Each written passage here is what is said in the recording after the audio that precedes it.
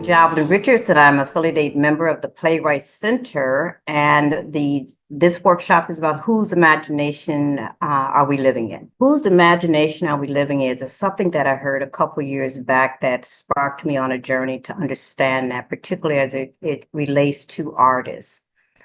Because I understand that a part of who we are at the core is our imagination. So that if we are encumbered by other ways and other imaginations that have access to us, I wanted to discover that. And so it's experimental in my research in some ways, because it's not a question that's been in the mainstream to my knowledge.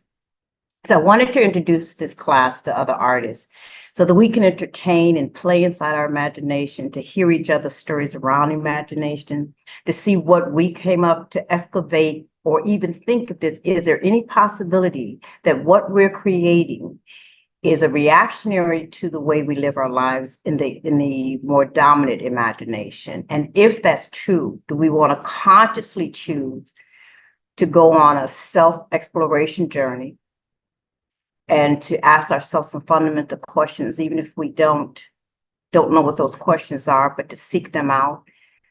Because I believe at the very end, our life as artists is to move human evolution forward in a way that empowers the earth and all people. So I think it's very important for us to know what are we operating from. The biggest ideal is to challenge ourselves.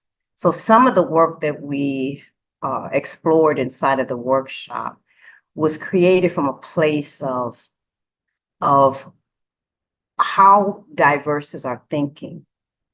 How wide a breadth do we have in terms of the characters that we write about, that we explore? Are they representative of the world that we live in? Are they representative of our individual world? And so I want them to leave with the big pictures of responsibility as artists, that even though we may be in homogenized existence, as an artist, it's our responsibility to change that landscape. Again, whose imagination are we living in? And I wanted them to look at characters and have characters be able to be outside their norm. After all, we're writing the characters. So how do we take our characters, who we have a certain intimate, passionate relationship about, and move them outside of their norm and see how they respond? And the other big ideal is when our characters can literally lead us on a journey, an unanticipated journey. And those are the big ideals. And really, it centers in the world of change and what lenses that we have available to us if we can just find ways to play within those lenses. One of the core things that I walked away with, and I talked about it later on with a couple other writers and artists. I live in a artist environment, so just in general, we talk about like some of them are directors. We talk about what we learned from our actors in this story, playwriting. And one of the things that came up for me and others echoed that. People really want to be seen. Artists want to be seen. And what I walked away with is that most of their journey, their curiosity, their interest went all the way back to childhood, where there were places where they were introduced to emotions that shaped the way they would see the world. Like, for instance, one person felt as if they walked away with a certain sense of not being afraid to be seen, but yet the urge to be seen was shoulder to shoulder. So the sense of being invisible in our youth, when we come up with these creative ideals and not having enough support around our creativity. And that actually was one of the exercises that provoked that, to go back to your earliest memory of when you either felt you had an imagination, or when your imagination showed up and it was dismissed.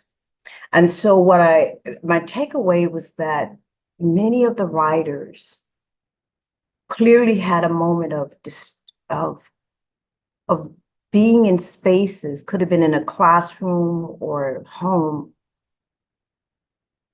where being creative in the way they were being creative wasn't part of the structured way. And so they kind of pulled back, and they're now reclaiming their rights to be artists in their grown-uphood. I talked about words from James Baldwin and other writers, artists who were in the state of rebellion, who clearly respected the rebellion of the dominant narrative.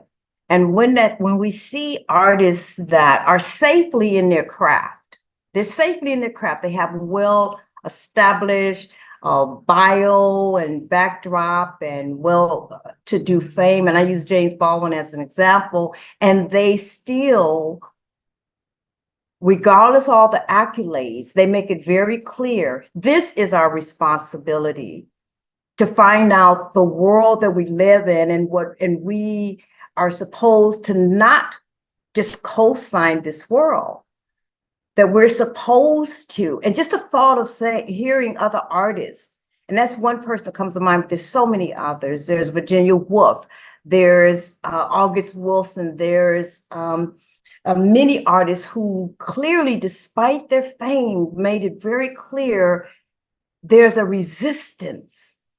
And in that resistance, one has to imagine what's in its place of what the world wants you to be. If the world wants you this way, it says walk in this direction, what would be in its place? Why would people rebel against that and say, and so that's where the imagination began to ask questions. Always find the road of least resistance. In my imagination, this is a timely question. Where can you find me? Because I'm at that place as an artist where I'm a solo performance artist, writer, and director. And I'm living in Hawaii. And so, which is a beautiful place to land, for me to land, to think about my imagination, because it's pushed away a lot of the white noise of the mainland. And I'm also living in the sovereignty fight for the folks here, the Polynesian culture, the Hawaiians. So I get a chance to be able to experience their resistance and their pulling into the claims of their own lives. So what does that mean to me as an artist? It means that I'm writing in solitude, because my story is not here to interrupt their story, to tell my stories of what I'm doing, but just to be able to write and to feed off the love I see of their own culture, their language, for instance, just this morning on the news, wearing a lei to graduation, and there was a big resistance and saying you can't wear a lei, and hearing the argument play out on film. So for me, and where you can find me is where I want to be found. I need to be asked to come out in the world. I have a website, JovelynRichards.com. I also opened up last year, Rightfully Yours Performance Academy, LLC, and that's Rightfully, WRITEFULLY, Rightfully Yours, all one word, and where I want to be able to teach more.